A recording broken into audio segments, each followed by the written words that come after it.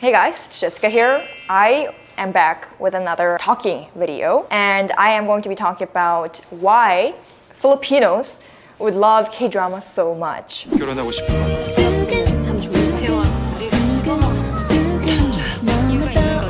Slow-mo effect. How do you open this?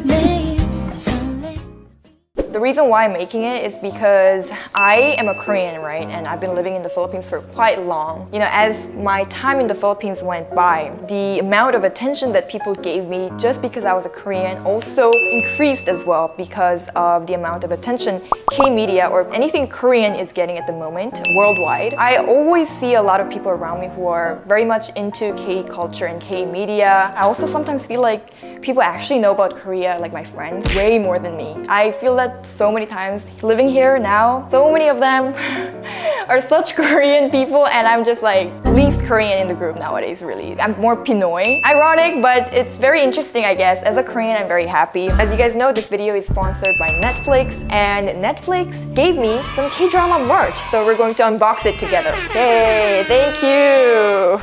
Oh, so I don't know what's inside actually. I never opened it. It's very heavy. Let's open it together. It's like the little, you know, it's like there's a, I don't even know how to open these kind of stuff. Netflix, how do you open this? Seriously? A few moments later. Oh, finally. Whoa. Okay. I guess you can already guess what K-drama this merch is for. 4조 원, 통일화폐 4조 원. Wow, 통일화폐 4조 원. Wow. I'm pretty sure. What is it, guys? It is Boundary.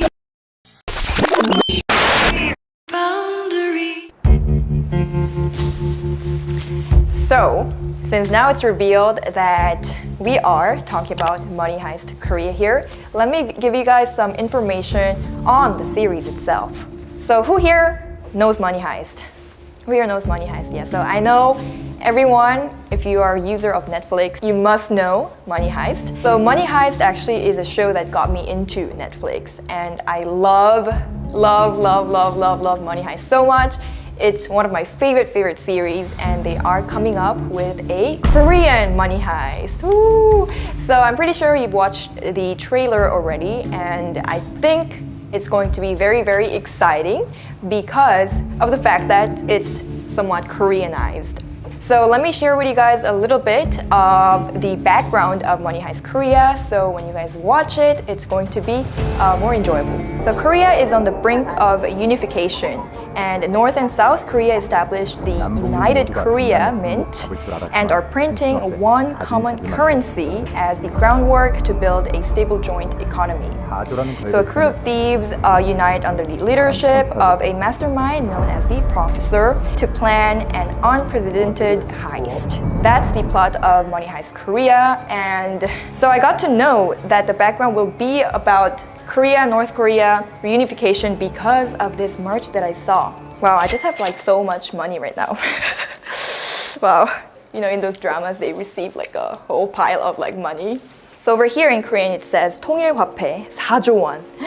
Can you guys even read this? In English, it's this much. So the meaning of this is a one common currency. I know a lot of people know a lot about South Korea, but not much on the history of North and South Korea. And I'm not going to go deep into that. Maybe I'll handle that in a different video.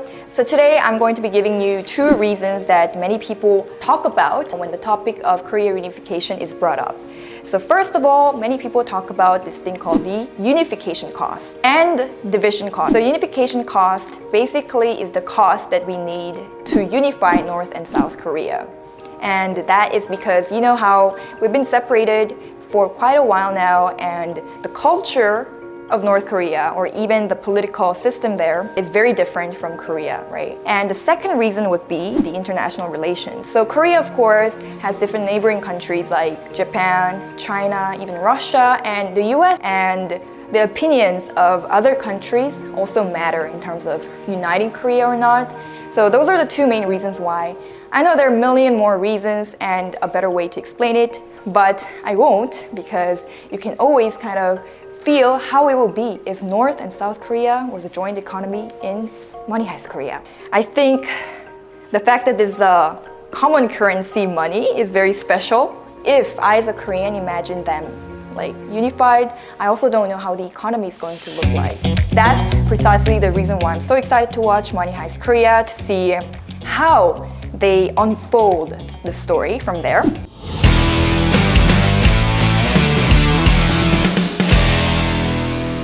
At some point I wondered what makes K-drama so enjoyable for Filipinos.